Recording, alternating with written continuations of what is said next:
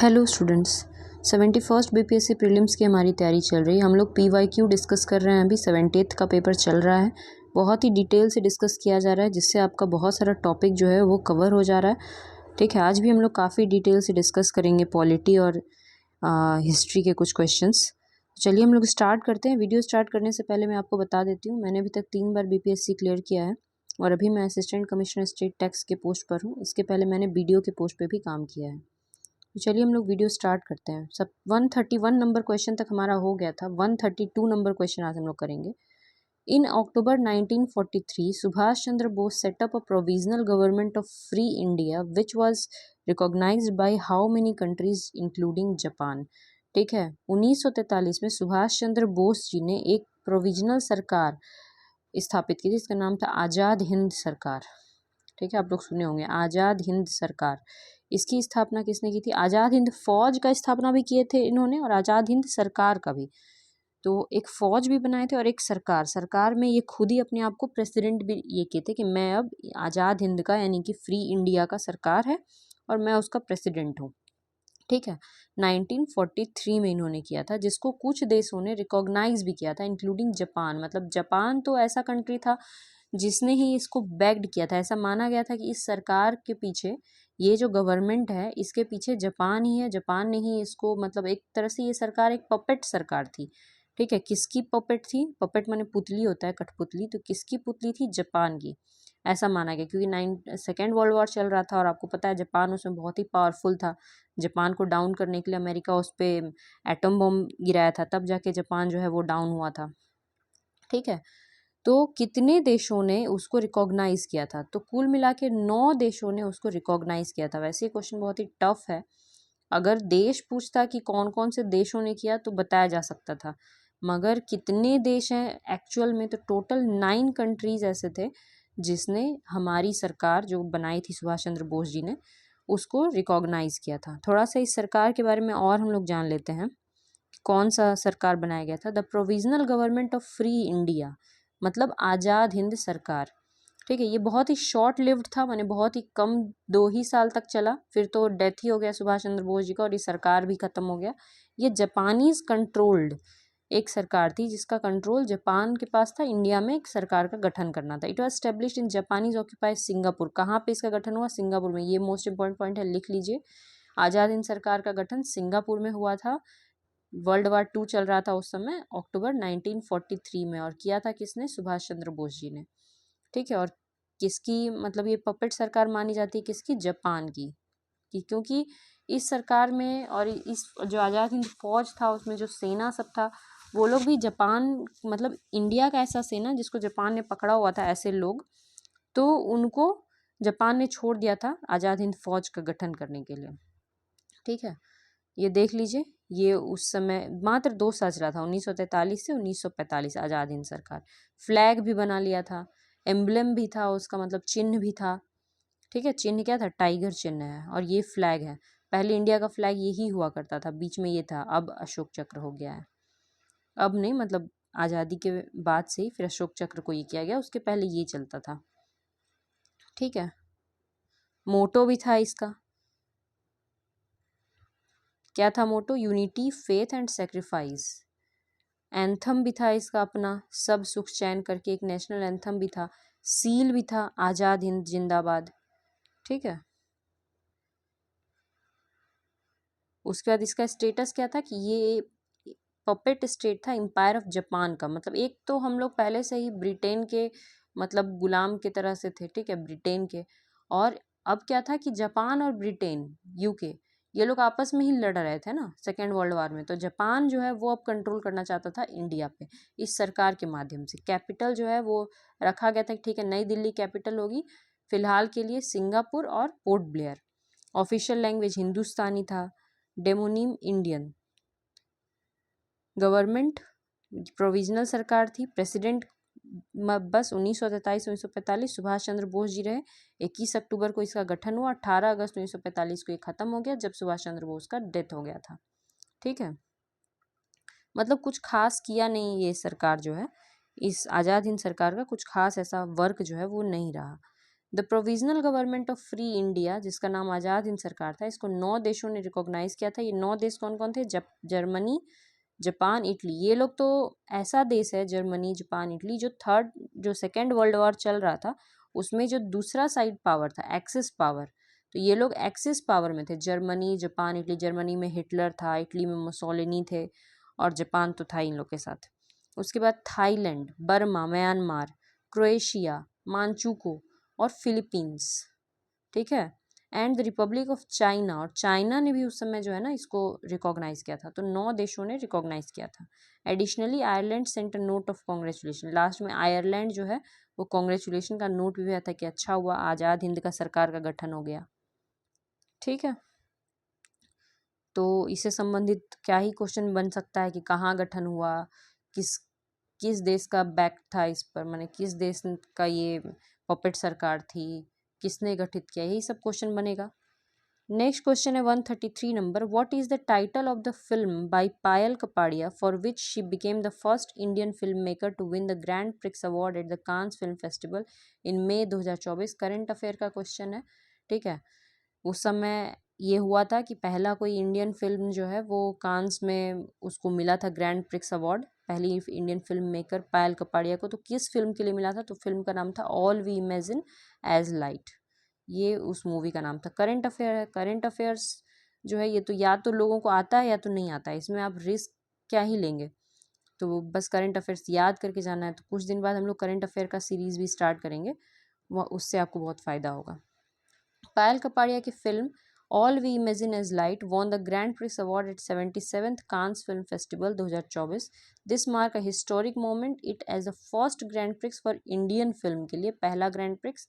The film, which tells the story of two Malayali nurses navigating life in Mumbai, also received an 8-minute standing ovation at its world premiere. It was the first Indian film in 30 years to be showcased in the main competition at Cannes. ठीक है, ये पहला movie था 30 साल में जो दिखाया गया कांस में। तो बस यही है इस चीज़ के बारे में। नेक्स्ट क्वेश्चन देखते हैं हम लोग 134 number. Which part of alimentary canal, ये बायोलॉजी का क्वेश्चन है। हम लोग ऑलरेडी डाइजेस्टिव सिस्टम जो है वो पूरा डिस्कस कर चुके हैं, 70वां में ही डाइजेस्टिव सिस्टम पूछा गया था, तो उसी में फिर ये दूसरा क्वेश्चन डाइजेस्टिव सिस्टम से ही। Which part of alimentary canal receive bile from the river, bile from the liver, ठीक है। बाइल जूस कहाँ से निकलता है? पित्तरस, लिवर से निकलता है। यकृत, लिवर को हिंदी में बोलते हैं यकृत, तो इससे निकलता है बाइल जूस यानी पित्तरस। बाइल जूस के बारे में बात कर लिए थे कि बाइल का काम होता है वसा को पचाना।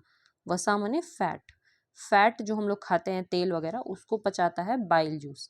और बाइल जो है वो बेसिक इन कैरेक्टर होता है। बेसिक कैरेक्टर का मतलब होता है क्षार प्रकृति का होता है। दुनिया में कोई भी चीज़ जो है वो 3 प्रकृति का होता है, एसिड, बेस एंड साल्ट, अम्ल, क्षार और लवण। तो बाइल जो है ना ये बेसिक प्रवृत्ति का होता है, यानी कि क्षार होता है। और इसका काम होता है कि हमारे पेट में जो एसिड निकलता है, कौन सा एसिड निकलता है? HCl, hydrochloric acid. तो एसिड और निकलता है तो बेस भी तो निकलना जरूरी है ना, तब ना एसिड और बेस दोनों मिल करके नमक बन जाएगा, न्यूट्रल हो जाएगा। नहीं तो एसिड तो हमारे पेट को ही खा जाएगा, है ना, पेट को ही अंदर से खराब कर देगा। तो इसीलिए बाइल जूस निकलता है। तो बाइल जूस जो है ना वो पेट को बचाता है एसिड से, एसिड को न्यूट्रलाइज करता है। तो बाइल जूस जो है जो लिवर से निकलता है, इसका 2 काम है। एक तो कि ये फैट को पचाता है, वसा को, जो भी फैट हम लोग खाएं उसको पचाता है। और दूसरा काम है कि एसिड जो निकल रहा है HCl उसको न्यूट्रलाइज करने का काम होता है। समझ गए? और बाइल निकलता कहाँ से? लिवर से, मगर ये स्टोर्ड रहता है। ये कहाँ स्टोर्ड रहता है? गॉल ब्लैडर में। गॉल ब्लैडर, गॉल ब्लैडर में बाइल जूस जो है वो स्टोर रहता है। बाइल जूस का कलर होता है हल्का सा ग्रीनिश येलो टाइप का। जैसे अगर कभी आपको बहुत ज़्यादा वोमिटिंग होगा, बहुत ज़्यादा मतलब एक बार वोमिटिंग हुआ तो आपका जो भी पेट के अंदर खाना वाना है वो निकल गया, फिर 2-3 बार हो गया, 4-5 बार हो गया, तो फिर क्या होगा, क्या निकलेगा? तो फिर आप देखेंगे कि आपके पेट से क्या निकल रहा है, हल्का हल्का ग्रीन येलो टाइप का चीज़ कुछ निकल रहा है, वही होता है बाइल जूस। ठीक है, तो यहाँ पे क्वेश्चन क्या पूछा है कि बाइल जूस जो है वो लीवर से तो निकलता है पर निकल के जाता कहाँ है? स्टोमक में, पेट में जाता है, ईसोफेगस में जाता है। ईसोफेगस मतलब फूड पाइप। शॉर्ट भाषा, सिंपल भाषा में ईसोफेगस का मतलब होता है फूड पाइप। स्मॉल इंटेस्टाइन में जाता है या लार्ज इंटेस्टाइन में जाता है? अब देखो फूड पाइप में तो जाएगा नहीं।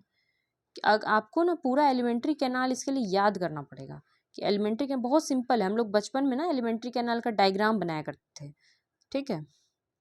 जैसे क्या डायग्राम बनाते थे, तो ऐसे करके बनाते थे कि मुंह से शुरू होता है, ये हो गया माउथ यहाँ पे, फिर यहाँ पे पेट हो गया, ठीक है। इधर लीवर हो गया, लीवर में है गॉल ब्लैडर, गॉल ब्लैडर से ऐसे निकलेगा और यहाँ से फिर ये हो गया आपका स्मॉल इंटेस्टाइन, और इधर हो गया आपका लार्ज इंटेस्टाइन, लास्ट में एनस हो गया। इधर पेनक्रियाज हो गया, एक तो पत्ता जैसा, जिसमें से इंसुलिन निकलेगा और पेंक्रियाटिक जूस निकलेगा।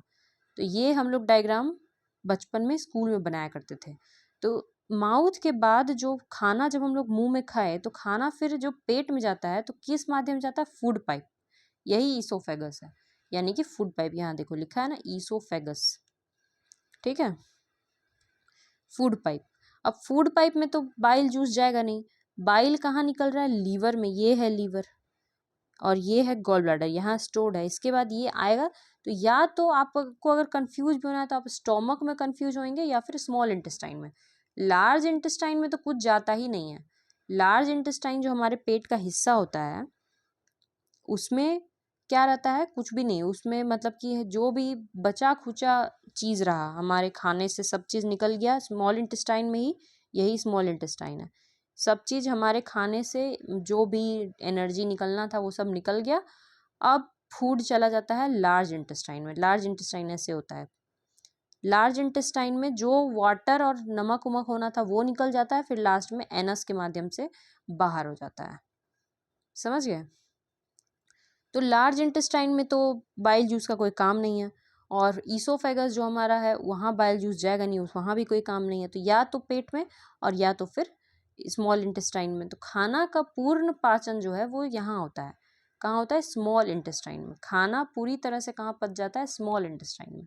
और बाइल जूस जो है ना वो भी यहीं आता है। देखो bile directly goes to small intestine, पित्त रस भी डायरेक्टली कहाँ आता है? स्मॉल इंटेस्टाइन में।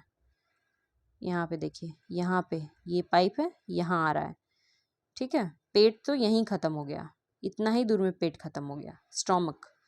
तो बाइल कहाँ आता है? स्मॉल इंटेस्टाइन में, ठीक है। तो ये आपको थोड़ा थोड़ा चीज याद रखना है एलिमेंट्री कैनाल के बारे में। इसके बाद हम लोग चलते हैं नेक्स्ट क्वेश्चन की तरफ। नेक्स्ट क्वेश्चन है आपका फ्लैग। हमारे फ्लैग के बारे में है। Indian national flag was adopted by the constituent assembly on which date? जो संविधान सभा था, संविधान सभा जिसका गठन 1946 में हुआ था, ठीक है। इसका काम था संविधान को बनाना। इसने संविधान बनाते बनाते 1949, 2 साल 11 महीने और 18 दिन में संविधान को कंप्लीट कर लिया। 1949 26 नवंबर तक, ठीक है। मगर तो 1946 से 1949 के बीच में 1947 में हमारा देश क्या हुआ? आज़ाद हो गया। 15 अगस्त 1947 को हमारा देश आज़ाद हो गया। तो आज़ादी पे तो झंडा फहराया गया होगा, यानी झंडा को एडॉप्ट तो किया गया है ना। अब कह रहा है कि Indian national flag was adopted by, कब एडॉप्ट किया गया, किस दिन एडॉप्ट किया गया? तो 26 और 49 के बीच में ही एडॉप्ट किया गया होगा, क्योंकि आज़ादी 1947 में मिल गया, तो झंडा तो आज़ादी के दिन फहराया गया होगा।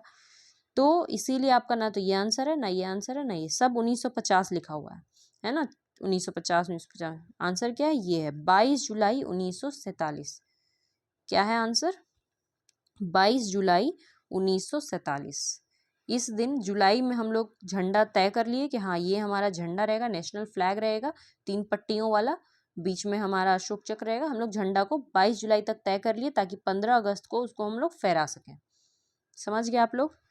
तो इंडियन नेशनल फ्लैग अडॉप्ट किया गया था कब? 22 जुलाई 1947। लेकिन और भी बहुत चीज़ें अडॉप्ट की गई हैं। नेशनल एंथम अडॉप्ट किया गया है, नेशनल सॉन्ग अडॉप्ट किया गया है। हम लोग सभी चीज़ें देखते हैं कि, और झंडा के बारे में भी थोड़ा डिटेल से जानते हैं, क्योंकि झंडा के बारे में क्वेश्चन पूछा जाता है। जैसे कि आपका जो फ्लैग है वो कितना रेशियो का होना चाहिए? तो 3:2 होना चाहिए, 3:2। अगर इधर 3 मीटर है तो इधर 2 मीटर होगा कपड़ा, तो ये 3:2 का रेशियो होना चाहिए हमेशा। ऐसा नहीं कि आप स्क्वायर बना दीजिए, है ना, स्क्वायर नहीं बना सकते आप, आपको 3:2 के रेशियो में ही बनाना पड़ेगा। तो इसमें 3 पट्टियाँ होती हैं जो कि समान इक्वल चौड़ाई की होती हैं। ऐसा नहीं है कि कोई पट्टी पतला कोई पट्टी मोटा, तीनों पट्टी इक्वल चौड़ाई का होता है। सबसे ऊपर वाला पट्टी जो है वो केसरिया रंग का होता है, ऑरेंज नहीं होता है, उसका कलर होता है सैफ्रॉन। ठीक है, सैफ्रॉन। जो बीच वाली पट्टी होती है वो होती है वाइट, और जो नीचे वाली पट्टी होती है वो होती है ग्रीन। कौन क्या दर्शाता है तो आपको पता ही है। जो केसरिया है वो बल भरने वाला है, यानी वो स्ट्रेंथ को दर्शाता है। केसरिया कलर जो है सैफ्रॉन वो स्ट्रेंथ को दर्शाता है। ठीक है, केसरिया बल भरने वाला, सादा है सच्चाई। वाइट कलर ट्रुथ को दर्शाता है, जो गांधी जी हमेशा कहते थे, ट्रुथ एंड नॉन वायलेंस, सत्य और अहिंसा। ठीक है, और ग्रीन कलर जो है वो हमारे दर्शाता है कि इंडिया एक कृषि प्रधान देश है, एग्रीकल्चर को दर्शाता है। ठीक है, द वाइट पैनल कंटेन, जो बीच वाला पट्टी है उसमें है अशोक चक्र। अशोक चक्र में 24 तिलियां। ये यूपीएससी में पूछा गया था कि अशोक चक्र में कितनी तिलियां होती हैं। तो इतना इजी क्वेश्चन भी पूछा जाता है। यूपीएससी भी आसान ही होता है, बस पढ़ने का बात है। ठीक है, तो यूपीएससी में अशोक चक्र जो है वो 24 तिलियां हैं, ये पूछा गया था। फिर अशोक चक्र का कलर क्या होता है? Navy blue. अशोक चक्र का जो कलर है वो है नेवी ब्लू। ठीक है, अशोक चक्र जो है वो दोनों तरफ से दिखना चाहिए, should be visible on both side of the flag and can be screen printed मतलब कैसे भी प्रिंट करो मगर वो दोनों तरफ से दिखना चाहिए। ठीक है, यहाँ देखो, इधर 3 गुना इधर 2 गुना। अगर इधर 6 मीटर कपड़ा है तो इधर कितना होगा बताइए। The national flag is rectangular with a ratio of length to height with 3:2। Rectangular होता है। ठीक है, क्वेश्चन आपसे क्या पूछा गया था, ये वाला देखो। The design it was adopted bye constituent assembly of India on 22 जुलाई 1947 को डिजाइन को अडॉप्ट किया गया। ठीक है, उसके बाद नेशनल फ्लैग को कैसे यूज करना है, उसको जैसे होता है ना कि उल्टा नहीं लटकाना है, जमीन में पैर नहीं देना है। नेशनल फ्लैग मतलब उसका क्या, उसको यूज करने का क्या क्या नियम है, वो नियम हमारे यहाँ बना हुआ है। जैसे emblem and names, prevention of improper use act 1950 और prevention of insult to national honour act 1971। फिर फ्लैग कोड ऑफ इंडिया 2002 भी बनाया गया है, जिसमें फ्लैग को डिस्प्ले कैसे करना है वो बताता है। ठीक है,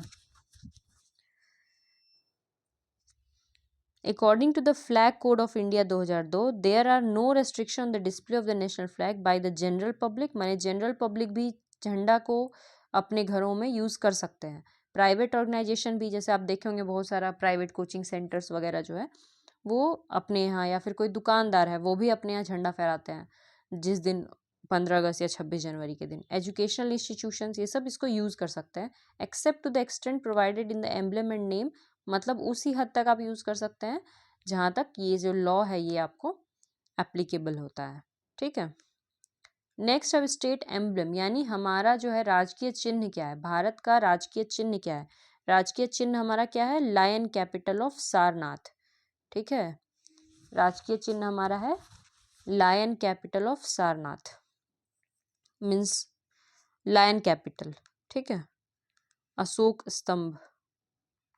और ये कहाँ वाला है? सारनाथ वाला। अशोक ने तो बहुत जगह बनवाए थे, लायन कैपिटल बहुत जगह, बट सारनाथ वाला। ठीक है, इसमें नीचे क्या लिखा है? सत्यमेव जयते लिखा हुआ है। सत्यमेव जयते जो शब्द यहाँ लिखा हुआ है ये कहाँ से आया है? मुंडक उपनिषद। ठीक है, मुंडक उपनिषद, यानी सत्य की ही हमेशा विजय होती है। मुंडक उपनिषद से ये वर्ड लिया गया है, सत्यमेव जयते। इसमें कितने शेर हैं? टोटल 4 शेर है, दिखता 3 शेर है, सामने केवल 3 ही शेर दिखाई देता है। ठीक है, और यहाँ पे एक अशोक चक्र भी बना हुआ है। ठीक है, यहाँ एक अशोक चक्र बना हुआ है और 2 जानवर दिख रहे हैं। टोटल 4 जानवर है मगर दिखता 2 ही जानवर है। ठीक है, तो ये कहाँ से लिया गया? अशोक के सारनाथ वाले लायन कैपिटल से। The original lion capital feature 4 lion, original वाले में 4 लायन है। ठीक है, और साथ में नीचे जो छोटा छोटा जानवर बना हुआ है उसमें एक हाथी है, एक दौड़ता हुआ घोड़ा है, एक बुल है, बैल है और एक शेर भी है। ठीक है, the lion capital rest on the bell shaped lotus. ये जो लायन कैपिटल है ये एक लोटस पे है, ये देखो लोटस। और ये लोटस का उल्टा लोटस है, ये बेल घंटी की तरह, घंटी के शेप में उल्टा लोटस पे ये कैपिटल रखा हुआ है, लायन कैपिटल, यानी लायन की जो ये मूर्ति है। ठीक है, the adoption of state emblem of India include 3 lion. हमने जो स्टेट एम्बलम अडॉप्ट किया उसमें 3 लायन है, mounted on the abacus with a धर्म चक्र in the centre and bull on the right and horse on the left. जानवर भी 2 दिखता है, एक तरफ बैल है और दूसरे तरफ घोड़ा है। ठीक है, जो हमने अडॉप्ट किया है उसमें जो लोटस है उसको भी मिटा दिया गया। देखो हम लोग क्या अडॉप्ट किए हैं, असली क्या है, सारनाथ में क्या बना हुआ है, ये बना हुआ है। ठीक है, मगर हमने क्या अडॉप्ट किया है, ये हमने हटा दिया, यहाँ देखो गायब कर दिया है। ठीक है, हमने इसके ऊपर वाले पार्ट को, असली में 4 लाइन है, हमारे यहाँ पे 3 लाइन है, हमने इसको अडॉप्ट किया है। ये जो मोटो है सत्यमेव जयते, मतलब ट्रूथ अलोन ट्रम्प्स, सत्य की ही विजय होती है, देवनागरी लिपि में लिखा हुआ है, मैंने हिंदी में लिखा हुआ है देवनागरी लिपि में, और ये लिया गया है मुंडक उपनिषद से। इसको कब अडॉप्ट किया गया था, 26 जनवरी 1950। 26 जनवरी 1950 को जब हमारा संविधान को हमने वो किया, ठीक है, जब हम गणतंत्र दिवस मनाते हैं तो उसी दिन जो है इसको कि ये हमारा राजकीय चिन्ह होगा, ये इसको अडॉप्ट किया गया। ठीक है, इसके लिए भी रूल्स है, इन्हीं रूल्स के तहत इनका भी प्रयोग किया जा सकता है। नेक्स्ट है आपका नेशनल एंथम। नेशनल एंथम क्या है, जन गण मन हमारा राष्ट्रगान है, जो कि रविंद्रनाथ टैगोर के द्वारा बंगला में लिखा गया था, बंगला भाषा में, ओरिजिनली वो बंगला भाषा में लिखा गया था। It was adopted as a national anthem. इसको नेशनल एंथम के तौर पे 24 जनवरी को अडॉप्ट किए थे, हिंदी वर्जन में अडॉप्ट किया गया है।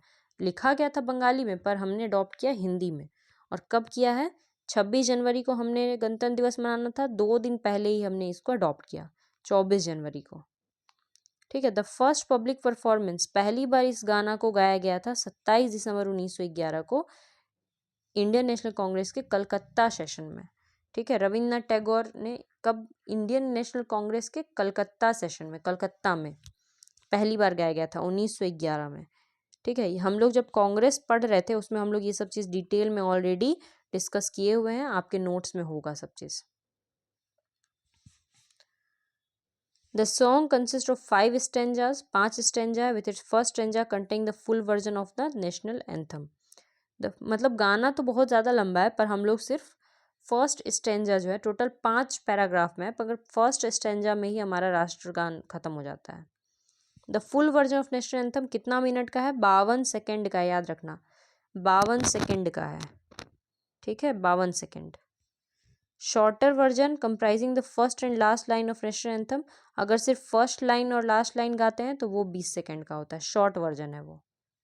ऐसे 52 सेकेंड आप याद रखिए। इसके बाद है नेशनल सॉन्ग, राष्ट्रीय क्या है, गीत जो है हमारा वंदे मातरम, लिखा गया था बंकिम चंद्र चटर्जी के द्वारा, ओरिजिनली संस्कृत में लिखा गया। Vande Mataram served as a source of inspiration, Indian freedom struggle के दौरान लोग वंदे मातरम का नारा लगाते हुए, गीत गाते हुए, ये लोगों के लिए एक इंस्पिरेशन था। इट होल्ड्स इक्वल स्टेटस, इसका इक्वल स्टेटस है जन गण मन के तरह ही। ये भी कांग्रेस में पहली बार गाया गया था 1896 में कलकत्ता सेशन में, ये भी कलकत्ता में ही, और वो भी कलकत्ता में ही। ठीक है, वो 1911 में राष्ट्रगान और राष्ट्रगीत 1896 में, दोनों कलकत्ता सेशन में ही पहली बार गाया गया था। आप लोग बस याद कर लेना कि जिस समय गाया गया था उसमें कांग्रेस के अध्यक्ष कौन रहे होंगे। ठीक है, तो 1896 में तो रहीमतुल्ला सयानी जी थे, 1911 में कौन थे बताना। ठीक है, रहीमतुल्ला सयानी।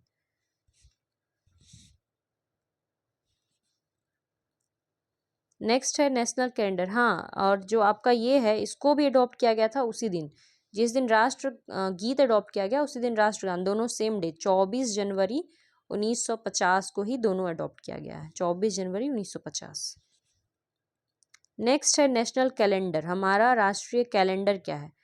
The national calendar based on the शक एरा, हमारा राष्ट्रीय कैलेंडर शक संवत पे है। ठीक है, शक संवत विथ चैत एज इट्स फर्स्ट मंथ। चैत अगर आपको हिंदी पता होगा, हिंदी में अगर आप 12 महीना का नाम ले पाते हैं तो चैत का जो महीना है वो हमारा पहला महीना है, अप्रैल। ठीक है, and a normal year of 365 दिन उसमें भी होता है। इसको 22 मार्च 1957 को अडॉप्ट किया गया, याद कर लीजिए 22 मार्च 1957, आज़ादी मिलने के 10 साल के बाद नेशनल कैलेंडर अडॉप्ट किया गया 22 मार्च 1957 along with the Gregorian calendar, जो इंग्लिश कैलेंडर है हमारा जनवरी फरवरी वाला, उसके साथ हमारे यहाँ पे राष्ट्रीय कैलेंडर हमारा चलता है शक संवत, हिंदी वाला भी चलता है। ठीक है, क्यों अडॉप्ट किया गया? फॉलोइंग काम के लिए, gazette of India, new broadcast by all India radio, यही सब कैलेंडर जो सरकार इशू करती है।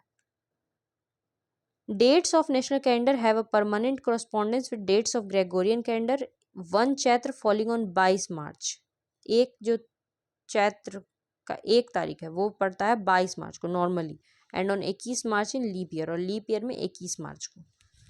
22 मार्च से शुरू होता है चैत्र का पहला दिन।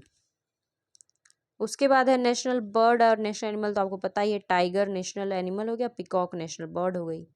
ठीक है, तो ये तो आपको पता ही है। नेशनल एक्वेटिक एनिमल हो गया आपका डॉल्फिन हो गया, गैंगेटिक डॉल्फिन। अब हम लोग चलते हैं अपने नेक्स्ट क्वेश्चन की तरफ। नेक्स्ट क्वेश्चन है आपका 136 नंबर, ये भी पॉलिटी का क्वेश्चन है। यहाँ हम लोग पॉलिटी का एक पूरा टॉपिक डिस्कस कर लेंगे, और वो टॉपिक है आपका कॉन्स्टिट्यूशनल अमेंडमेंट, संवैधानिक संशोधन। लेकिन क्वेश्चन क्या है? क्वेश्चन है कि काउंसिल ऑफ मिनिस्टर का साइज, काउंसिल ऑफ मिनिस्टर क्या होता है? देखो, मान लो 543 लोग, लोकसभा में कितने मेंबर होते हैं? 543। 543 इलेक्शन हुआ, इलेक्शन में 543 लोग जीत के गए। ठीक, लोकसभा का इलेक्शन हुआ, 543 लोग जीते गए। अब इसमें से कोई एक आदमी होगा जो पीएम बनेगा, कोई एक आदमी होगा जो क्या बनेगा? प्राइम मिनिस्टर बनेगा। तो जो मान लो कि जो पार्टी जीती है उस पार्टी के व्यक्ति जो है वो पीएम बनेंगे। अब पीएम को काम करने के लिए अलग अलग क्या चाहिए? मंत्री चाहिए। ठीक है, जैसे कि रक्षा देखने के लिए रक्षा मंत्री चाहिए, गृह देखने के लिए गृह मंत्री चाहिए, मतलब अंदर देखने के लिए गृह मंत्री, बाहर देखने के लिए विदेश मंत्री, रक्षा देखना है रक्षा मंत्री, कपड़ा मंत्री, वित्त मंत्री, बहुत तरह का, संचार मंत्री, रेलवे मंत्री, ठीक है, रोड मंत्री। तो पीएम को क्या चाहिए? हमारे प्राइम मिनिस्टर को मंत्री चाहिए। ठीक है, तो कितना मंत्री है ना, उसका कोई लिमिट होगा ना कि कितना मंत्री बना सकते हैं। तो लिमिट क्या है? वो लिमिट है 15% of the membership of Lok Sabha, 543 का 15%। ठीक है, 543 का 15% कितना हुआ? 543 का 10% हो गया 54 के आसपास, और 54 का और आधा कर दीजिए 54 का, कितना हो गया? 27 हो गया। तो 54 प्लस 27, इतना मंत्री बन सकता है, यानी कि 82 के आसपास मंत्री बनाया जाता है, इंक्लूडिंग पीएम को मिला के। तो इतने ही काउंसिल ऑफ मिनिस्टर का साइज हो सकता है। 543 में से 81 या 82 मंत्री ही केवल बनाए जा सकते हैं। ठीक है, ऐसा नहीं कि 100 आदमी को, मतलब मेरे पार्टी में जितना एमएलए एमपी है हम सबको मंत्री बना देंगे, अपने पार्टी के सभी लोगों को, ऐसा नहीं होता है। वो रिस्ट्रिक्ट किया गया है। पहले होता था कि कुछो मंत्री बना दो, ठीक है, मगर फिर बाद में क्या है कि नहीं, 15% का साइज रेस्ट्रिक्ट करना है, लोकसभा में भी और राज्यों में, विधानसभाओं में भी। और ये कब किया गया? 91st अमेंडमेंट हुआ था, संविधान का 91वां संशोधन 2002 में। ठीक है, उसी समय ये चीज़ नियम रखा गया कि मंत्री जो है ये लिमिट होगा इसका। तो इसी को बोलते हैं काउंसिल ऑफ मिनिस्टर्स का लिमिट। अब देखो थोड़ा डिटेल में देख लो। सॉरी, 2003 में हुआ था, 2002 में नहीं, 2003 लिख लीजिए। तो 91st constitution amendment act 2003 restrict the size of the Council of Ministers of India.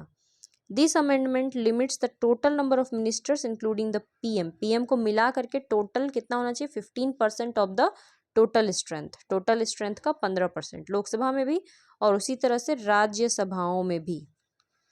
ठीक है, अब हम लोग थोड़ा अमेंडमेंट प्रोसेस है। जैसे यहाँ हम लोग क्या पढ़े कि 91वां संशोधन 2003, इसके पहले हम लोग पढ़े थे कि एंग्लो इंडियन को 104वां संशोधन से हटाया गया, 104th संशोधन जो अभी हाल फिलहाल हुआ, और एंग्लो इंडियन जो पहले 2 एंग्लो इंडियन राष्ट्रपति नॉमिनेट करते थे लोकसभा में, वो हटा दिया गया।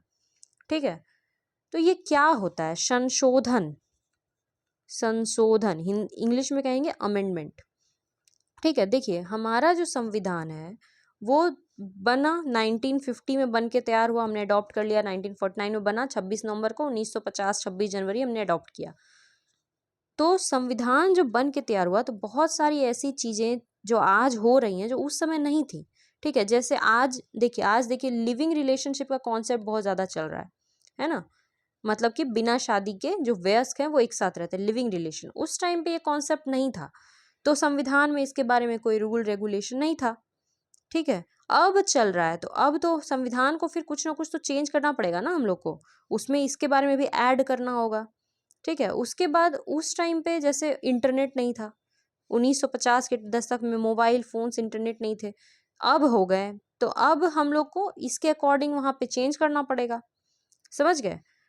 तो यही होता है आपका क्या, अमेंडमेंट। संविधान में बार बार क्या करना पड़ता है, चेंजेज, संशोधन करना पड़ता है।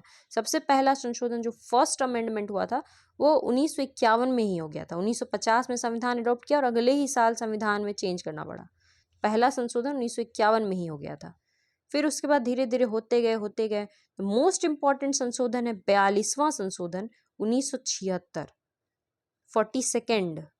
42nd संशोधन जो है 42वां, इसको माना जाता है कि ये मतलब लघु संविधान है, छोटा संविधान, क्योंकि इसमें इतने बदलाव किए गए, संविधान में इतना बदलाव कि बहुत बड़ा है ये।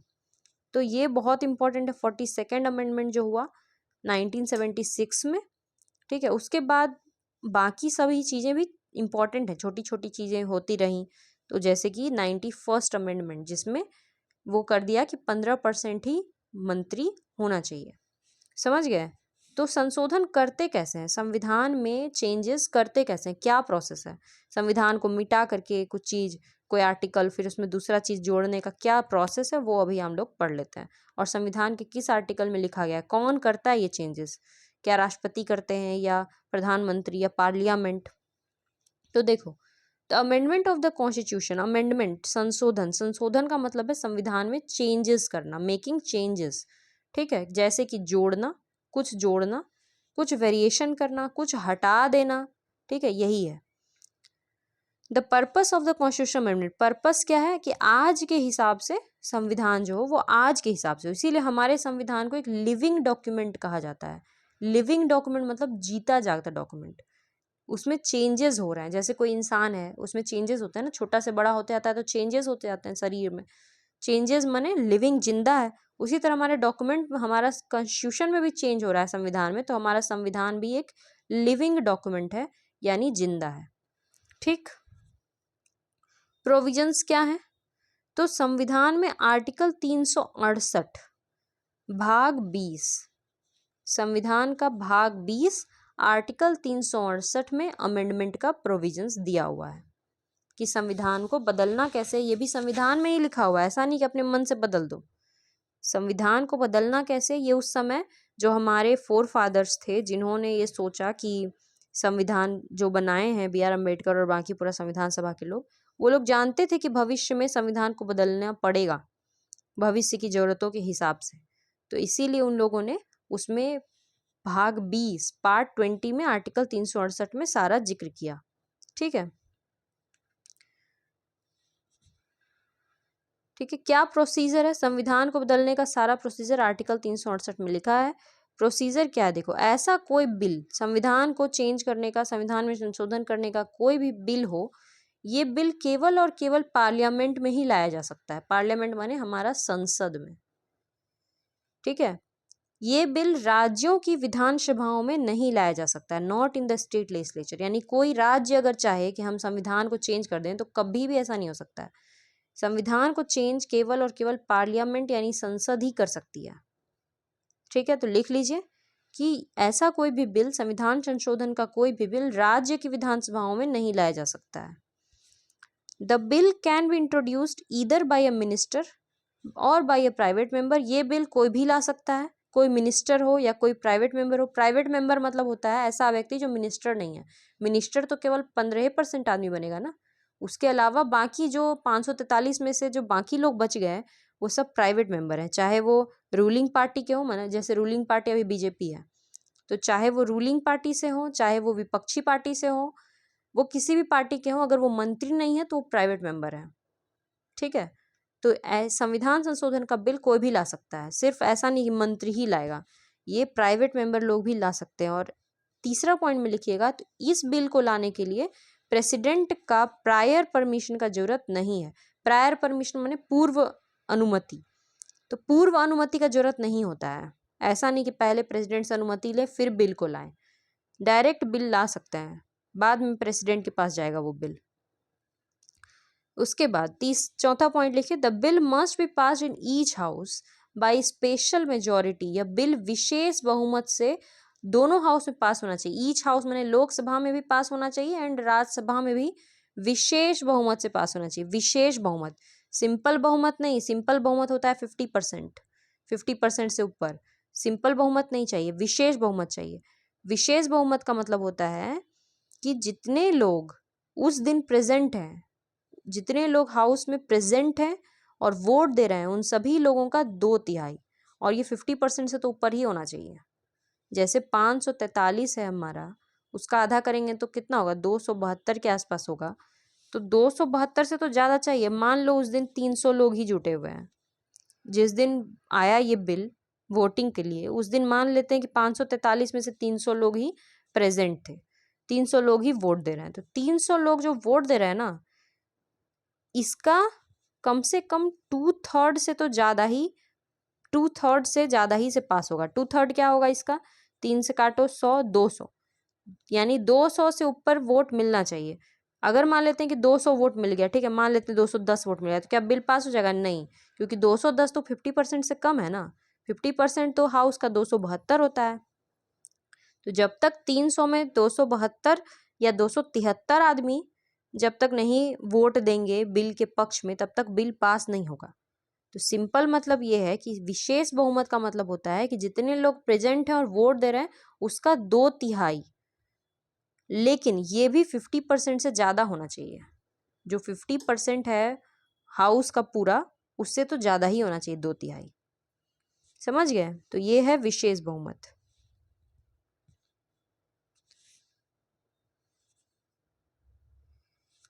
इसके बाद क्या होगा, जब हाउस में पास हो गया तो यह बिल, अगला पॉइंट में लिखिए, each house must pass the bill separately. Her house को बिल को अलग अलग पास करना पड़ेगा। ऐसा नहीं कि लोकसभा पास कर दिया, अब राज्यसभा उसको अटका के, मतलब राज्यसभा अगर पास नहीं कर रहा है, मान लेते हैं कि लोकसभा पास कर दिया और राज्यसभा जो है वो पास नहीं कर रहा है, तो ज्वाइंट सिटिंग करवा लेंगे, दोनों को एक साथ बैठा देंगे। ये आप लोग को पिछले क्लास में बताया था कि ज्वाइंट सिटिंग होता है आर्टिकल 108 में। मगर यहाँ पे संविधान संशोधन वाले बिल में ज्वाइंट सिटिंग का कोई प्रोविजन नहीं है।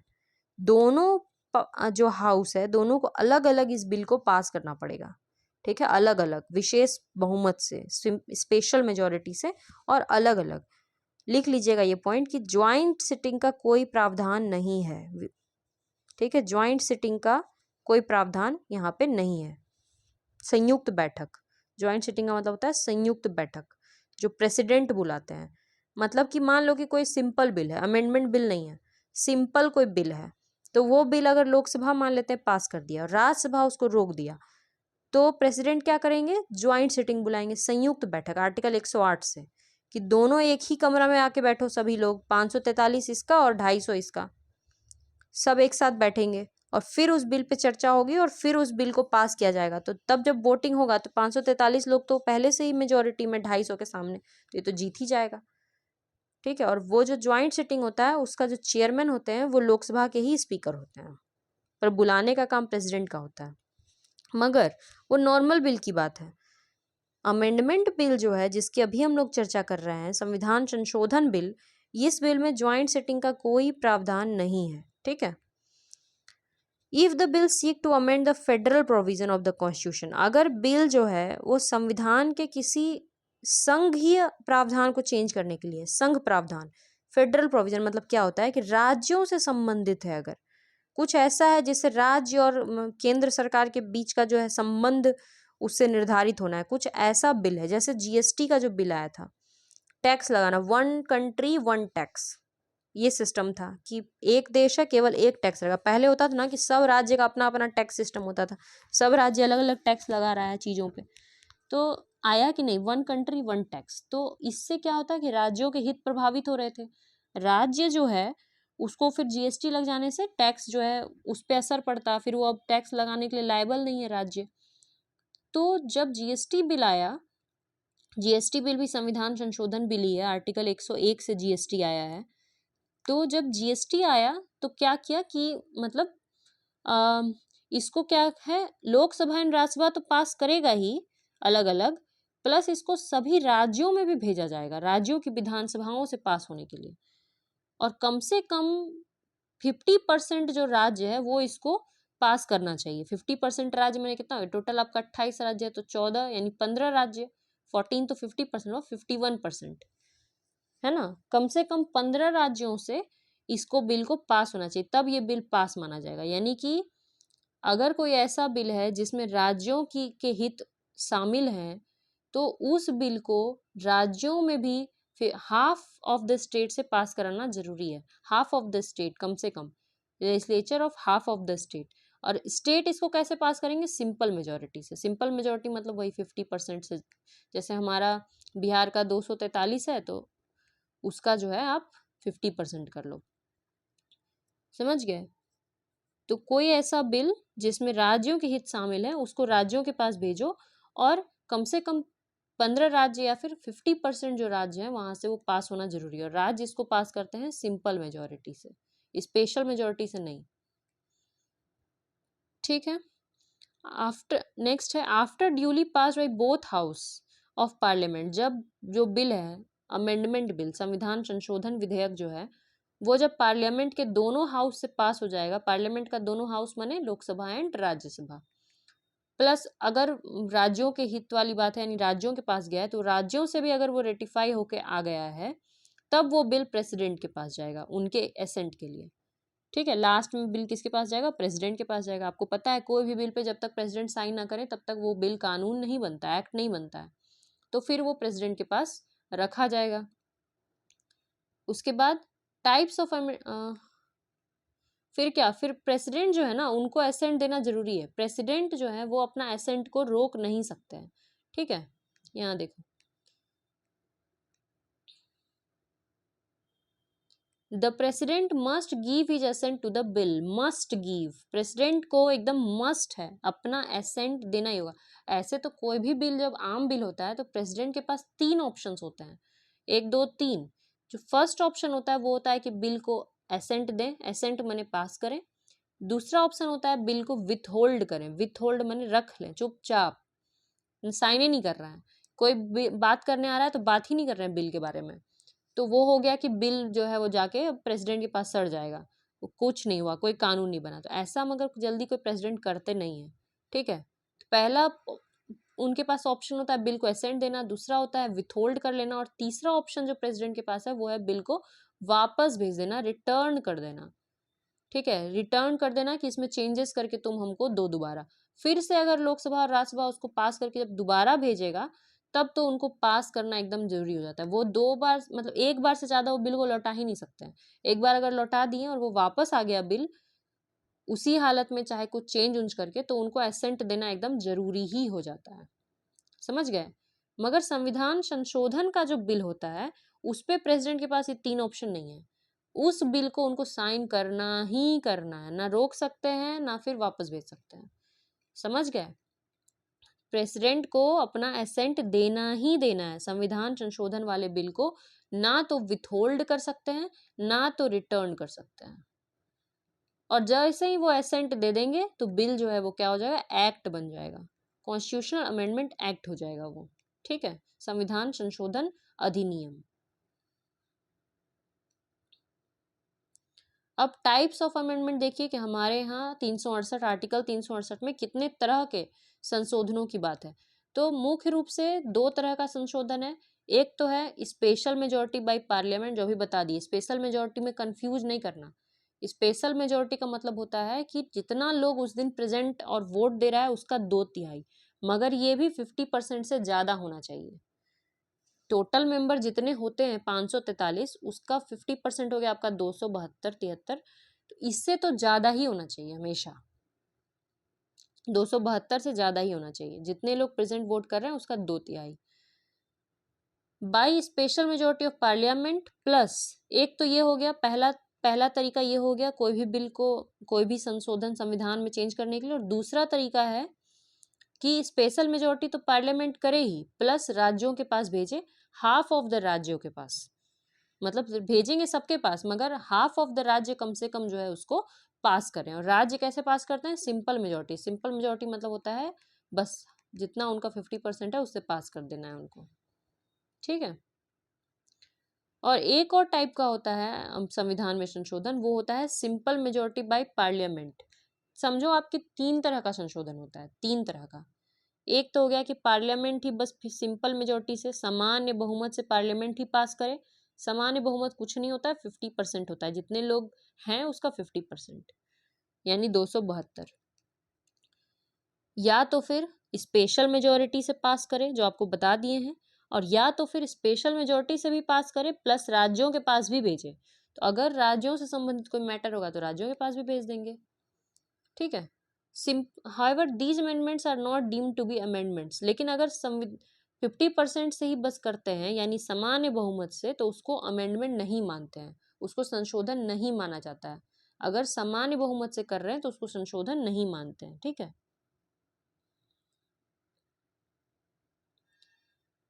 ठीक है, देखिए, therefore constitution can be amendment in 3 ways. संविधान को 3 तरीके से अमेंड कर सकते हैं, जो अभी आपको बता दिए। सिंपल मेजोरिटी बाय पार्लियामेंट, समान संसद के सामान्य बहुमत से, संसद के विशेष बहुमत से, स्पेशल मेजोरिटी बाय पार्लियामेंट, और संसद के विशेष बहुमत प्लस राज्य की विधानसभाओं, हाफ ऑफ द राज्य विधानसभा, कम से कम आधे राज्यों की विधानसभाओं के रेटिफिकेशंस। 3 तरह से। थोड़ा सा इसके बारे में डिटेल देख लो। सामान्य बहुमत आपको बता चुके हैं, कितना बार बताएंगे? बता दिए कि 50% आदमी जो है प्रेजेंट है और वोट दे रहा है तो उसका 50%, ठीक है। मगर इसको संशोधन माना ही नहीं जाता है, आर्टिकल 368 में नहीं मानते हैं। ऐसा कौन कौन सा, मतलब क्या चेंजेस है जो सामान्य बहुमत से होता है? तो एडमिशन और एस्टेब्लिशमेंट ऑफ न्यू स्टेट, अगर कोई नए राज्य को गठन कर रहा है, कोई नए राज्य का गठन कर रहा है, ठीक है, जैसे जम्मू कश्मीर का गठन हुआ, नए राज्य का गठन, फॉर्मेशन ऑफ न्यू स्टेट, या फिर किसी पुराने राज्य को तोड़ करके नए राज्य का गठन करते हैं, जैसे बिहार को तोड़ के झारखंड बनाना, आंध्र प्रदेश को तोड़ के तेलंगाना बनाना। तो कोई पुराने राज्य में अल्टरेशन करते हैं और तब नए राज्य का गठन करते हैं। एबॉलिशन और creation of legislative council in states, राज्यों में जो विधान परिषद है, देखो जितने राज्य हैं 28, सब में विधान सभा होता है। 6 राज्य है जिसमें विधान परिषद है, ऑलरेडी बता चुके हैं, तंबुक बोलते हैं उन राज्यों को, तंबुक। तेलंगाना, आंध्र प्रदेश, महाराष्ट्र, बिहार, यूपी और कर्नाटक। अगर ये 6 राज्य चाहता है कि मेरे यहाँ हमको नहीं चाहिए, विधान परिषद नहीं चाहिए, तो उसको हटाएगा कौन? पार्लियामेंट हटाता है बाय सिंपल मेजोरिटी। किसी राज्य को चाहिए कि मध्य प्रदेश चाहेगा कि मेरे यहाँ होना चाहिए विधान परिषद भी, तो क्रिएट, एबॉलिश करना या क्रिएट करना किसी राज्य में विधान परिषद, ये भी पार्लियामेंट का काम है बाय सिंपल मेजोरिटी, ठीक है। स्पेशल मेजोरिटी बता चुके हैं, 50% से ज़्यादा होना चाहिए और 2/3, जितने लोग प्रेजेंट और वोटिंग है उसका 2/3। जैसे अगर हमारा जो फंडामेंटल राइट है, मौलिक अधिकार है, उसमें अगर कोई चेंज करना है, जैसे आपको पता होगा जब संविधान बना था तो हमारे पास 7 मौलिक अधिकार थे, 7 फंडामेंटल राइट्स।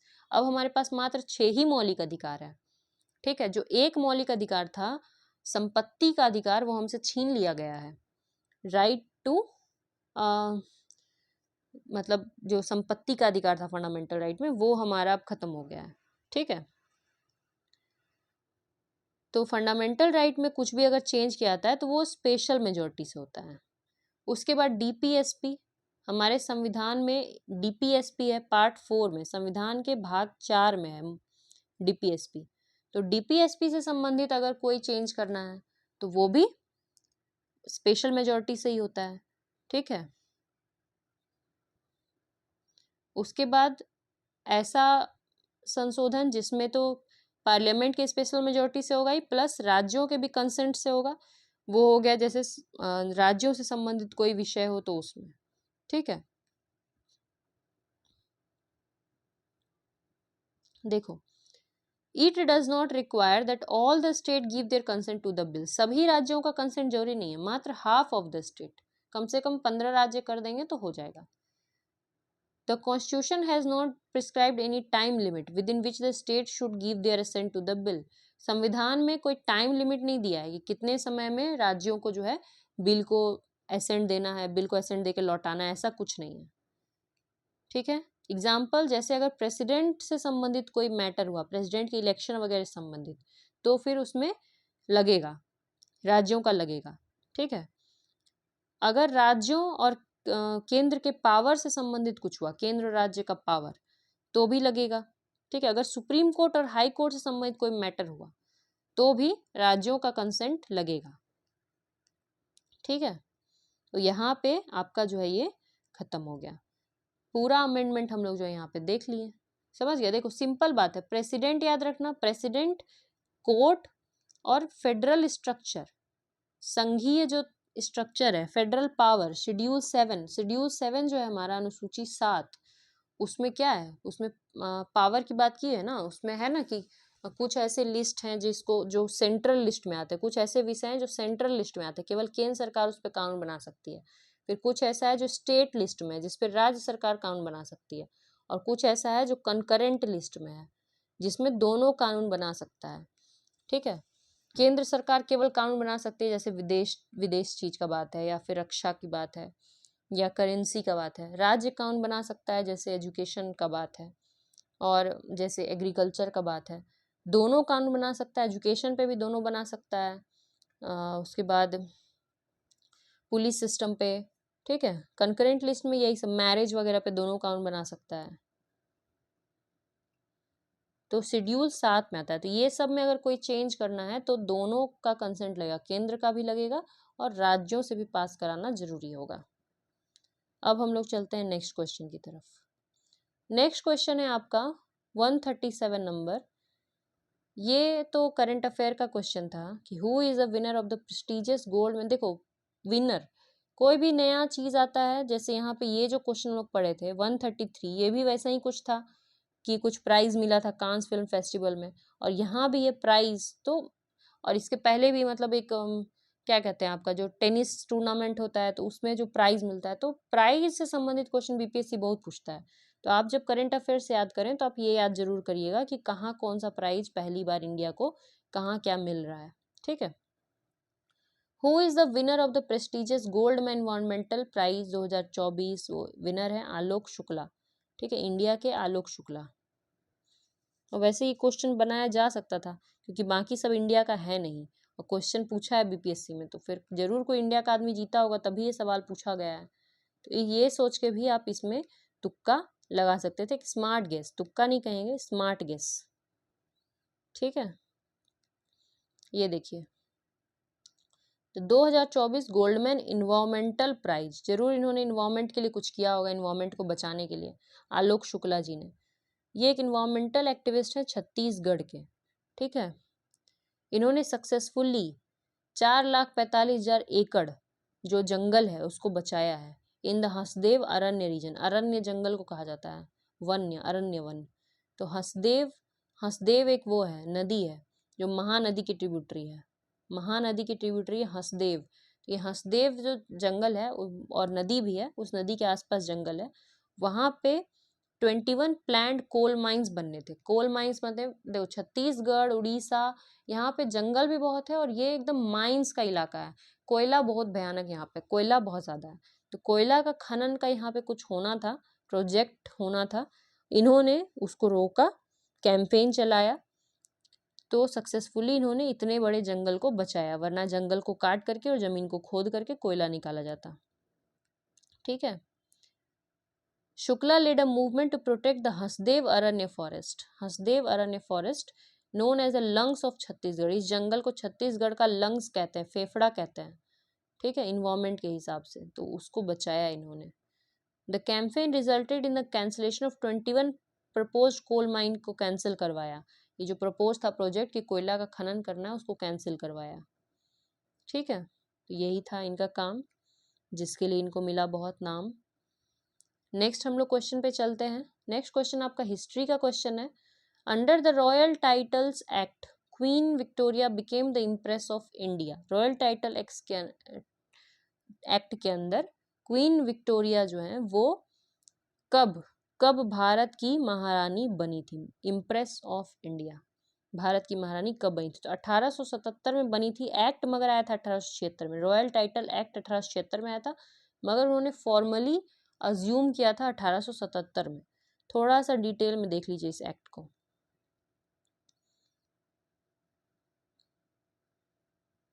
देखो, enactment of royal titles act in 1876 through which queen Victoria adopted the title of Kaisar-e Hind, queen empress of India. ठीक है, इम्प्रेस ऑफ इंडिया मतलब कैसरे हिंद, भारत की महारानी। कैसरे हिंद की उपाधि उन्होंने अज्यूम की थी। ये भी पूछ सकता है कि उन्होंने कैसरे हिंद की उपाधि कब ली, तो 1876 के इस कानून के तहत ही।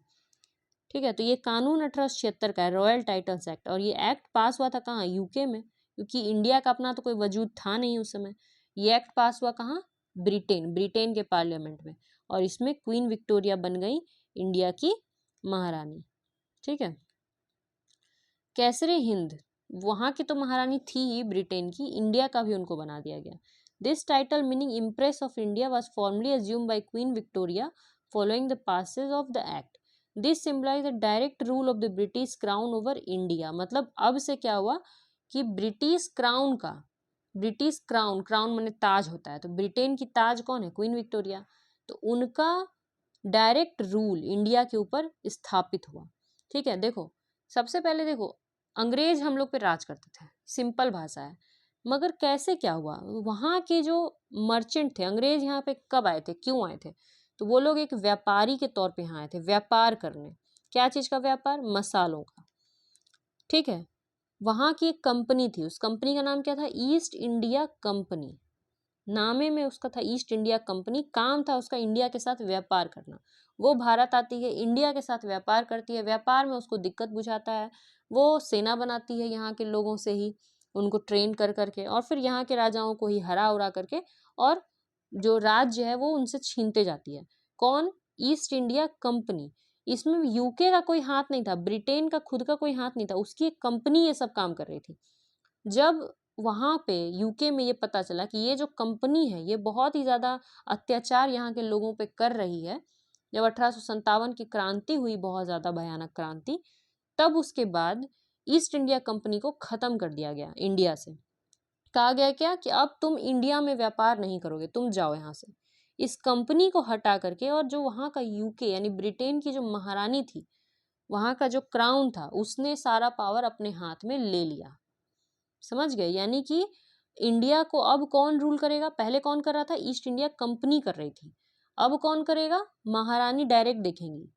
ठीक है, जो वहाँ की महारानी है, अब इंडिया डायरेक्ट किसके अंडर में? वहाँ की महारानी के अंडर में। तो ये हो तो गया था 1858 के कानून से ही। एक कानून आया था 1858 का, government of India act 1858, Bharat शासन अधिनियम। इसको इंडिया में सुधार करने वाला शासन मतलब कानून माना जाता है, बहुत अच्छा कानून माना जाता है। क्वेश्चन में कभी ये पूछा जाता है कि सबसे अच्छा कानून इस तरह से कि सुधार करने वाला कानून कौन सा था, तो government of India act 1858, Bharat शासन अधिनियम 1858, जिसमें कहा गया था कि अब से कोई भी राजा महाराजा की गद्दी नहीं छीनी जाएगी। ठीक है, बहुत बढ़िया बढ़िया बात था इसमें। ईस्ट इंडिया कंपनी को खत्म कर दिया गया, अब सीधे महारानी रूल करेंगी, ये सब।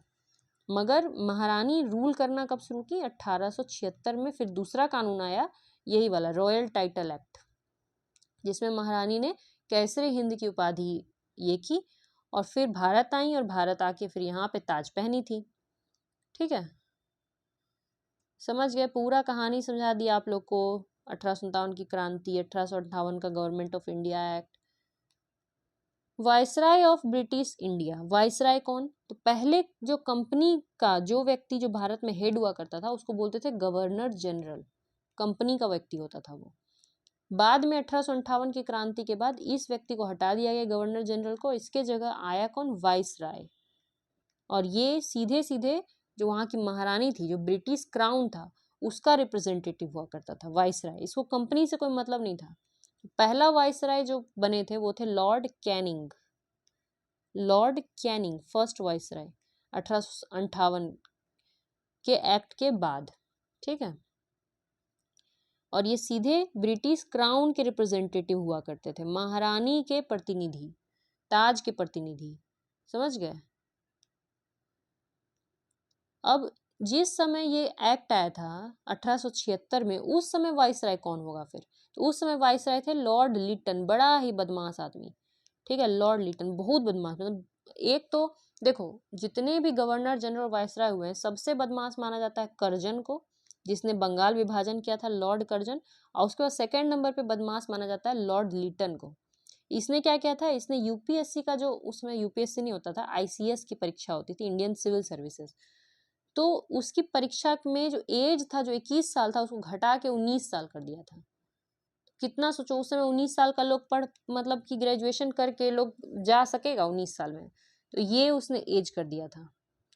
फिर उसने एक कानून भी पास किया था, वर्नैकुलर प्रेस एक्ट, कि जितना भी वर्नाकुलर प्रेस एक्ट 1878 बड़ा ही इंपॉर्टेंट कानून था, जो भी इंग्लिश छोड़ के बाकी जितने लैंग्वेज में जो पेपर छपते थे उनको बंद करने के लिए, कि ये सब पेपर वाला को बंद करो, आग लगा दो और सभी को पकड़ लो, जेल में डाल दो, जो भी हिंदी मराठी बंगाली में छपने वाले अखबार थे। तो ये अखबारों पे लगा था, इसीलिए इसका नाम प्रेस एक्ट है। वर्नाकुलर माने होता है वर्नाकुलर लैंग्वेज, माने जो स्थलीय भाषा होती है, लोकल भाषा। तो लोकल भाषा में छपने वाले सभी अखबारों पे बैन 1878 में इसने ये लागू किया था। ठीक है, दूसरा एंग्लो अफगान युद्ध भी इसी के टाइम पे हुआ था, लॉर्ड लिटन के टाइम पे, और ये कानून 1876 में भी लॉर्ड लिटन के टाइम पे ही पास हुआ था, यानी इसी के टाइम पे क्वीन विक्टोरिया ने कैसर हिंद की उपाधि ली थी।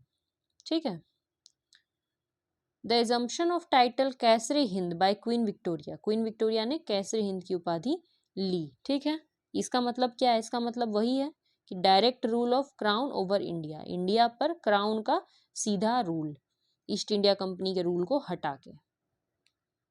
ठीक है, फॉर्मली उन्होंने कब लिया? 1 जनवरी 1877 को दिल्ली दरबार में, दिल्ली में दरबार का आयोजन किया। मैंने कानून तो पास हो गया 1876 में, ये कानून कहाँ पास हुआ? ब्रिटेन में पास हुआ, ब्रिटेन के पार्लियामेंट में। अब महारानी को टाइटल लेना था, मतलब Kesari Hind, impress of India, India की इम्पेरर, समझ गए, भारत की शासिका। तो वो सोची कि भारत आके ही हम ये टाइटल लेंगे, तो फिर वो भारत आई। फिर भारत में दिल्ली में दरबार का आयोजन हुआ, बहुत बड़ा दरबार, माने कि अच्छा भोज पार्टी, और फिर वहाँ पे महारानी जो है सभी लोगों के सामने उन्होंने ताज पहना भारत का, और अपने आप को मतलब भारत की महारानी ये टाइटल उन्होंने अज्यूम किया 1 जनवरी 1877 को। इसीलिए आपके जो क्वेश्चन है उसका आंसर 1877 है। अगर सिर्फ पूछता कि एक्ट कब पास हुआ था, तो एक्ट तो 76 में पास हो गया था, पर टाइटल 1877 में अज्यूम हुआ। अगर जनता दरबार पूछे, सॉरी दिल्ली दरबार कब लगा, तो ये 1877 में लगा था दिल्ली दरबार, 1 जनवरी 1877। अब हम लोग चलते हैं अपने नेक्स्ट क्वेश्चन की तरफ। नेक्स्ट क्वेश्चन जो हमारा है ये केमिस्ट्री का क्वेश्चन है। ठीक है, विच of the following pair will give displacement reaction, chemistry में होता है। ठीक है, डिस्प्लेसमेंट रिएक्शन उसका क्वेश्चन है। ठीक, पहले हम लोग डिस्प्लेसमेंट रिएक्शन क्या होता है, कितने तरह का होता है वो जान लेते हैं, फिर इसका आंसर देंगे। केमिस्ट्री में देखो 5 तरह के रिएक्शंस होते हैं। ठीक है, ये देखिए 5 तरह का, या फिर कहें तो 6 तरह का, मगर हम लोग 5 में ही सारा पढ़ेंगे। क्या क्या होता है? सबसे पहला जो रिएक्शन होता है वो होता है कॉम्बिनेशन रिएक्शन। कॉम्बिनेशन रिएक्शन में क्या होता है, जब दो एलिमेंट, एटम कहो मॉलिक्यूल्स कहो, जब दो मॉलिक्यूल्स आपस में जुड़ जाते हैं तो उसको बोलते हैं हम लोग कॉम्बिनेशन रिएक्शन। जैसे कि हाइड्रोजन प्लस ऑक्सीजन क्या बनेगा? वाटर, H2O, है ना, H से हाइड्रोजन, O से ऑक्सीजन, दोनों जुड़ा, क्या बना? वाटर बना। तो ये एक कॉम्बिनेशन रिएक्शन का एग्जाम्पल हुआ। इसी तरह से कार्बन प्लस ऑक्सीजन क्या बन जाएगा? कार्बन डाइऑक्साइड बनेगा कि नहीं? ये भी कॉम्बिनेशन रिएक्शन हुआ। तो कॉम्बिनेशन रिएक्शन मतलब होता है जब दो मॉलिक्यूल्स, दो एटम्स आपस में जुड़ करके कुछ नया बनाते हैं, तो होता है कॉम्बिनेशन रिएक्शन। समझ गए? इसका जस्ट उल्टा होता है डिकम्पोजिशन रिएक्शन। डिकम्पोजिशन रिएक्शन में कोई एक मॉलिक्यूल है वो टूट करके 2 में टूट जाता है। जैसे वाटर है, अगर वाटर से आप इलेक्ट्रिसिटी पास कराएंगे पानी से, तो हाइड्रोजन आयन अलग हो जाएगा और ऑक्सीजन अलग हो जाएगा। तो ये क्या हुआ? उल्टा रिएक्शन हुआ ना, पानी को फिर तोड़ दिए वापस हाइड्रोजन में और ऑक्सीजन में। इसको बोलते हैं डिकम्पोजिशन रिएक्शन, विघटन प्रक्रिया, विघटन। ठीक है, डिकम्पोजिशन रिएक्शन ये भी बहुत सिंपल है। जैसे यहाँ पे आपको एग्जाम्पल में दिया है NaCl। NaCl नमक को बोलते हैं, नमक का फॉर्मूला होता है NaCl, सोडियम क्लोराइड। जब नमक में से बिजली आप पास कराइएगा तो सोडियम आयन अलग हो जाएगा, Na अलग, क्लोरीन अलग। तो ये भी एक डिकम्पोजिशन रिएक्शन है। तीसरा रिएक्शन है कंबसन रिएक्शन। कंबसन मतलब होता है हीट। ऐसा रिएक्शन जिसमें हीट जनरेट होगा वो होता है कॉम्बिनेशन रिएक्शन, गर्मी जनरेट होगा, ठीक है, हीट निकलेगा, आग निकलेगा, तो वो होता है कंबसन रिएक्शन। ठीक है, ये सिंपल सा रिएक्शन है कंबसन रिएक्शन। जैसे कि बहुत सारा है, कार्बन डाइऑक्साइड, कार्बन मोनोऑक्साइड, ठीक है, या मीथेन। मीथेन जो है उसमें ऑक्सीजन मिला दो, निकल जाएगा हीट। तो ये सब होता है। जैसे यहाँ पे देखो एग्जाम्पल में भी यहाँ पे वही दिया है, एक मिनट, ये देखिए आप लोग, ये देखिए, ये है मीथेन, ये है ऑक्सीजन। मीथेन का फॉर्मूला होता है CH4, याद रखना। मीथेन में ऑक्सीजन मिला दिया, क्या निकला, carbon dioxide plus water plus heat. तो ये हो गया एक कंबशन रिएक्शन। नेक्स्ट रिएक्शन है neutralisation reaction, very very important reaction. Neutralisation reaction मतलब होता है acid plus base gives salt, ठीक है। अम्ल प्लस लवण मिला, अम्ल प्लस क्षार मिलाते हैं तो क्या होता है, लवण बन जाता है। एसिड और बेस को मिलता है तो क्या होता है, न्यूट्रलाइज, दोनों एक दूसरे को कट कट कर देता है। सबसे स्ट्रॉन्ग एसिड HCl। HCl मतलब हो गया क्या, हाइड्रोक्लोरिक एसिड जो आपके पेट में निकलता है। और NaOH एक बेस है, सोडियम हाइड्रोक्साइड, NaOH ये एक बेस है। ये दोनों को मिलाया तो क्या बना, पानी और नमक, NaCl, नमक, नमक का फॉर्मूला NaCl। तो न्यूट्रलाइजेशन रिएक्शन सिंपल रिएक्शन है, एसिड प्लस बेस का reaction. Acid plus base is equal to लवण, साल्ट, नमक, समझ गए। ये है न्यूट्रलाइजेशन रिएक्शन। नेक्स्ट जो लास्ट वाला रिएक्शन है वो है डिस्प्लेसमेंट रिएक्शन। डिस्प्लेसमेंट रिएक्शन मतलब होता है, देखो डिस्प्लेसमेंट रिएक्शन मतलब ऐसा रिएक्शन जिसमें यहाँ कोई किसी को डिस्प्लेस करता है, अपने जगह से हटा देता है। जैसे AgNO3 है और यहाँ पे NaCl है, ठीक है। इससे सिंपल दिखाते हैं तुम लोग को। जैसे ये वाला रिएक्शन देखो, HCl और NaOH, तो यहाँ पे Cl किसके साथ चला गया, Na के साथ चला गया। यहाँ पे Na और Cl एक साथ हो गया, Cl और Na। और हाइड्रोजन किसके साथ चला गया, OH के साथ चला गया। तो ये होता है डिस्प्लेसमेंट रिएक्शन, जब एक मतलब कि एलिमेंट दूसरे को जो है ना हटा देता है अपनी जगह से। जैसे यहाँ पे सोडियम, Na जो है सोडियम, ये Ag को हटा के अपने साथ, Ag को हटाया और NO3 के साथ गया, ठीक है। और Cl जो है वो इसके साथ गया, Ag के साथ, AgCl बन गया, NaNO3 बन गया। इसमें दो एलिमेंट है Ag और NO3, है ना, Ag और NO3। तो AgCl के साथ चला गया AgCl, और NO3 Na के साथ चला गया NaNO3। तो ये होता है डिस्प्लेसमेंट रिएक्शन। ये तो डबल डिस्प्लेसमेंट हो गया, दोनों हटा रहा है एक दूसरे को। एक होता है सिंपल डिस्प्लेसमेंट और एक होता है डबल डिस्प्लेसमेंट। ये डबल डिस्प्लेसमेंट का एग्जांपल है, समझ गए। इसके बाद एक और चीज देख लीजिए, ये है कि कौन सा एटम कितना रिएक्टिव होता है। सबसे ज्यादा रिएक्टिव कौन होता है, पोटेशियम। पोटेशियम किसी के साथ भी रिएक्ट करने के लिए एकदम रेडी रहता है। फिर सोडियम, ये लोग मोस्ट रिएक्टिव है, sodium, potassium, calcium, magnesium, aluminium, carbon, zinc, iron, tin, lead, hydrogen. फिर नीचे के चार याद रखिए जो सबसे कम रिएक्टिव है, कॉपर, सिल्वर, गोल्ड और प्लेटिनम। प्लेटिनम बिल्कुल किसी से रिएक्ट नहीं करता है, सोना जल्दी रिएक्ट नहीं करता है, चांदी जल्दी रिएक्ट नहीं करता है, कॉपर जल्दी रिएक्ट नहीं करता है, लेकिन सबसे कम है प्लेटिनम, फिर गोल्ड, फिर सिल्वर, फिर कॉपर, ठीक है। गोल्ड पे जल्दी किसी का असर नहीं होता है, गोल्ड गंदा हो जाता है, पर ऐसा नहीं कि ऑक्सीजन से रिएक्ट कर जाए। जैसे लोहा में जंग लग जाता है, गोल्ड में कभी जंग नहीं लगता है, सिल्वर में जंग नहीं लगता है, ठीक है। तो ये सब कम रिएक्शन है। तो ऊपर के 3-4 याद रखिए, नीचे के 3-4 याद रखिए, बाकी से कोई मतलब नहीं है। नीचे जैसे कि platinum, silver, gold, silver, copper. ऊपर याद रखिए पोटेशियम, सोडियम, कैल्शियम, मैग्नीशियम। ठीक है, अब क्वेश्चन पे आइए, समझ जाइएगा। देखिए यहाँ पे क्वेश्चन क्या कह रहा है कि कौन सा डिस्प्लेसमेंट रिएक्शन है, AgNO3 solution and copper metal plus copper. ठीक, क्या कॉपर Ag को हटा सकेगा? कॉपर Ag क्या है? सिल्वर। कॉपर ज्यादा रिएक्टिव कौन है? कॉपर ज्यादा रिएक्टिव है, सिल्वर कॉपर के बाद आता है, कॉपर के बाद सिल्वर, तब गोल्ड, तब प्लेटिनम, यानी कॉपर सिल्वर को से ज्यादा रिएक्टिव है, कॉपर सिल्वर को हटा सकता है। और रिएक्शन क्या बनेगा? CuNO3 के साथ चला जाएगा, Ag हट जाएगा। कॉपर ने सिल्वर को हटा के NO3 को ले लिया है। समझ आया? कॉपर ने सिल्वर को कैसे हटाया? क्योंकि कॉपर सिल्वर से ज्यादा रिएक्टिव है। आपको रिएक्शन टेबल जो दिखाए हैं उसमें देख लो, यहाँ पे है ना, कॉपर सिल्वर से ऊपर है, तो इसीलिए आपका ए जो है वो आंसर हो गया कि yes it is a displacement reaction. AgNO3 का सॉल्यूशन और कॉपर मेटल एक डिस्प्लेसमेंट रिएक्शन है, हटाया जा सकता है। अब यहाँ जो क्वेश्चन है NaCl प्लस कॉपर, क्या कॉपर Na को हटा सकेगा? Na क्या है? सोडियम है भाई, सोडियम बहुत रिएक्टिव है। पोटेशियम सोडियम, क्या कॉपर सोडियम को हटा सकता है? नहीं हटा सकता है, क्योंकि सोडियम बहुत रिएक्टिव है, ये रिएक्शन हो ही नहीं सकता है, कॉपर सोडियम को नहीं हटा सकता है। उसी तरह से क्या सिल्वर आयरन को हटा सकता है? नहीं हटा सकता है।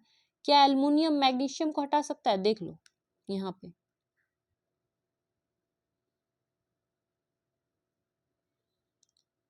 क्या है, क्या सिल्वर जो है वो आयरन को हटा पाएगा? बिल्कुल भी नहीं, सिल्वर तो खुद ही रिएक्टिव नहीं है। क्या एल्युमिनियम मैग्नीशियम को हटा सकता है? नहीं, एल्युमिनियम कम रिएक्टिव है मैग्नीशियम के मुकाबले। समझ गए? क्या कॉपर सोडियम को हटा सकता है? नहीं हटा सकता है, लेकिन कॉपर सिल्वर को हटा सकता है, जिंक आयरन को हटा सकता है, टिन को हटा सकता है, सोडियम किसी को भी हटा सकता है, पोटेशियम को छोड़ के। पोटेशियम तो किसी को भी हटा सकता है, क्योंकि पोटेशियम मोस्ट रिएक्टिव है, वो किसी को भी हटा करके रिएक्शन कर सकता है। तो ऊपर के 4 याद रख लीजिए, नीचे के 4 याद रख लीजिए, आपका काम बन जाएगा यहाँ पर, अगर रिएक्शन पूछा जाता है, डिस्प्लेसमेंट रिएक्शन। अब हम लोग चलते हैं next and last question of this session, 140 number. अगला सेशन में आपका 70वां का जो है ना, ये वाला PYQ कंप्लीट हो जाएगा और आपको बहुत कुछ रिवाइज हो जाएगा, बहुत कुछ आपको आता होगा। 140 नंबर क्वेश्चन है, the Andes extend along which of the following. ये ज्योग्राफी का क्वेश्चन है, ज्योग्राफी का क्वेश्चन जल्दी आता नहीं है, ये ज्योग्राफी का क्वेश्चन है, बहुत ईजी क्वेश्चन है। एंडीज पर्वतमाला के बारे में पूछ रहा है, माउंटेन रेंज कहाँ पर है। तो हम लोग सिर्फ एंडीज क्यों पढ़ेंगे, हम लोग सारा माउंटेन रेंज पढ़ेंगे कि सब कहाँ पर है, ठीक है। लेकिन एंडीज भी देख लो पहले आप। वर्ल्ड को अगर नहीं जानते हैं तो वर्ल्ड को समझिए, ये है आपका इंडिया, यहाँ पर है, हिमालय देख रहे हैं और यहाँ इंडिया है, इंडिया यहाँ है, और ये आपका एशिया का हिस्सा है, एशिया, ये है यूरोप, ये है अफ्रीका, ये है ऑस्ट्रेलिया, ये है नॉर्थ अमेरिका, यहाँ पे है साउथ अमेरिका, और नीचे में यहाँ पर अंटार्कटिका है। टोटल हमारे यहाँ 7 महादेश हैं, 1 2 3 4 5 6 एंड 7, टोटल 7 कॉन्टिनेंट है। वर्ल्ड में टोटल कितने कॉन्टिनेंट हैं? 7 महादेश है, 7 कॉन्टिनेंट है। समझ गए? अब पहाड़ों पे आते हैं। सबसे पहले देखो अमेरिका में देख लो, एंडीज का ही देख लो। एंडीज कहाँ है? साउथ अमेरिका में, ये है साउथ अमेरिका। एंडीज कहाँ है? साउथ अमेरिका में। पूरे साउथ अमेरिका को इस तरह से घेरा हुआ है वेस्ट में। मैप पता है ना, ये होता है नॉर्थ, ये होता है वेस्ट, ये होता है ईस्ट और ये होता है साउथ। तो किस साइड है एंडीज? वेस्ट साइड में, साउथ अमेरिका के वेस्ट साइड में, पूरा ऊपर से लेके नीचे तक। उसी तरह नॉर्थ अमेरिका के भी वेस्ट में एक पर्वत है, थोड़ा ज्यादा लंबा है ये, यहाँ कम दिखाया है, रॉकीज। ऊपर है रॉकीज और नीचे है एंडीज। नॉर्थ अमेरिका के वेस्ट में है रॉकीज, साउथ अमेरिका के वेस्ट में है एंडीज। याद कर लीजिए, रॉकीज एंडीज। फिर नॉर्थ अमेरिका में ईस्ट साइड में एक पर्वतमाला है एप्लेशियन, ये दुनिया का सबसे पुराना पर्वत है, ठीक है। एप्लेशियन बहुत पुराना है, जैसे हमारे यहाँ इंडिया में सबसे पुराना अरावली है ना, उसी टाइम एप्लेशियन बना था नॉर्थ अमेरिका में, ये वाला। ये ईस्ट साइड में नॉर्थ अमेरिका के। फिर अफ्रीका में आते हैं, तो अफ्रीका में दो इंपॉर्टेंट है, एक है अफ्रीका के नॉर्थ में एटलस, ठीक है, अफ्रीका के नॉर्थ में है माउंटेन रेंज एटलस, और साउथ में है ड्रैकेंसबर्ग, साउथ अफ्रीका में ड्रैकेंसबर्ग, ये इंपॉर्टेंट है। ऑस्ट्रेलिया में एक है ईस्ट साइड में great dividing range, great dividing range कहाँ है? ऑस्ट्रेलिया के ईस्ट साइड में है ग्रेट डिवाइडिंग रेंज। उसके बाद दुनिया का सबसे लंबा पर्वतमाला, देखिए दुनिया का सबसे लंबा जो माउंटेन रेंज है वो एंडीज ही है, एंडीज, ये दुनिया में सबसे लंबा माउंटेन रेंज है। और ये देखो ज़्यादातर माउंटेन आप देखेंगे ना वर्ल्ड में तो नॉर्थ से साउथ की दिशा में है, जैसे रॉकीज ऊपर से नीचे, Appalachian, Andes, Drakensberg, great dividing range, north से साउथ है ज़्यादातर, ऊपर भी दिखाएंगे नॉर्थ से साउथ है, ठीक है। मगर हिमालय हमारा क्या है? ईस्ट से वेस्ट में है, यहाँ देखो ऐसे है ना, ईस्ट टू वेस्ट या वेस्ट टू ईस्ट बोल सकते हैं। तो ईस्ट वेस्ट दिशा में जो सबसे लंबा माउंटेन रेंज होगा वो हिमालय ही होगा, क्योंकि उसके अलावा तो बाकी सब नॉर्थ साउथ में ही है। पर दुनिया में सबसे लंबा कौन है? आपको दिख ही रहा होगा, एंडीज सबसे लंबा है ना। तो हिमालय हो गया कहाँ? हिमालय हो गया एशिया में east to waste.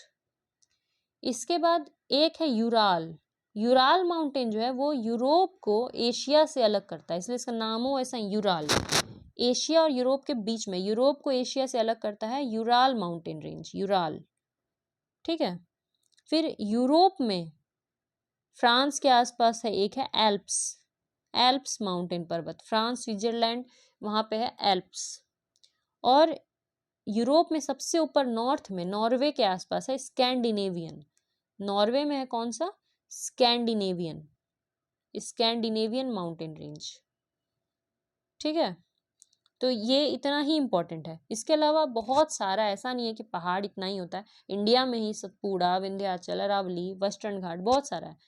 But world में अगर मोस्ट इम्पॉर्टेंट माउंटेन रेंजेस देखेंगे तो वो इतना ही है। और इसी से आपका क्वेश्चन भी पूछा गया था, तो अब आपके क्वेश्चन पे आके उसका आंसर देते हैं, ठीक है। क्या है? The Andes extend along which of the following, Andes पर्वत जो है वो कहाँ है? ऑप्शन है वेस्ट कोस्ट ऑफ इंडिया, गलत। West coast of North America, गलत। नॉर्थ अमेरिका में कौन सा है? रॉकीज है, Rockies. East coast of Australia, गलत। ऑस्ट्रेलिया में कौन है? Great dividing range, great dividing range. Answer क्या होता है? West coast of South America, South America के वेस्ट कोस्ट पे है एंडीज, और ये दुनिया की सबसे लंबी पर्वतमाला है। इसके आगे अब बाकी क्वेश्चन हम लोग बाद में डिस्कस करेंगे। समझ गए आप लोग? यहाँ तक हम लोग डिस्कस कर लिए हैं, आप लोग नोट्स बना लीजिएगा, प्रॉपर रिवाइज कीजिएगा, कहीं कोई दिक्कत हो कमेंट सेक्शन में पूछिए और पढ़ते रहिए, ठीक है। All the very best, thank you very much.